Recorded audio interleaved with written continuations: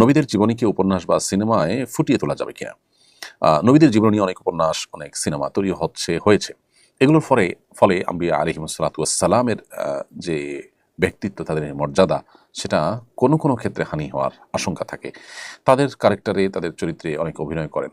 নবী সাল্লাল্লাহু আলাইহি সাল্লাম বা আম্বিয়া আলাইহিসসালাম যে পুত পবিত্র, কোনো মানুষ যখন তার চরিত্রে অভিনয় করে, এই একই মানুষ আবার হয়তো কোনো পাপাচার লিপ্ত হবে এবং তার নেগেটিভ অনেক দিক থাকবে। তখন আসলে নবীদের সম্পর্কে মানুষের নেগেটিভ ধারণা তৈরি না হলেও নবীদের প্রতি অসম্মান হয় কিছুটা।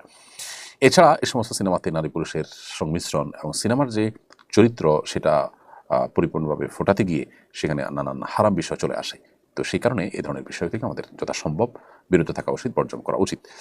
এবং এগুলোতে সন্দেহাতীতভাবে বেশ কিছু উপকারিতা আছে। এই সমস্ত স্টোরি থেকে মানুষ ভালো কিছু জানে, খারাপ জিনিসের পরিবর্তে হয়তো এগুলো কেউ দেখে, কিন্তু এর ক্ষতিকর দিকটাও দিন আলো মতো পরিষ্কার।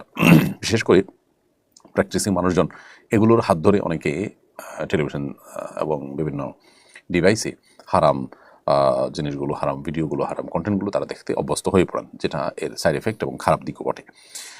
আবার পাশাপাশি এখানে সিনেমার প্রয়োজনে নানা চটকদার গল্প সেখানে বাড়িয়ে লিখতে হয়, কমিয়ে লিখতে হয়, যেগুলা নবী রাসূলদের সম্পর্কে মিথ্যাচারে শামিল হয় কোনো কোনো ক্ষেত্রে।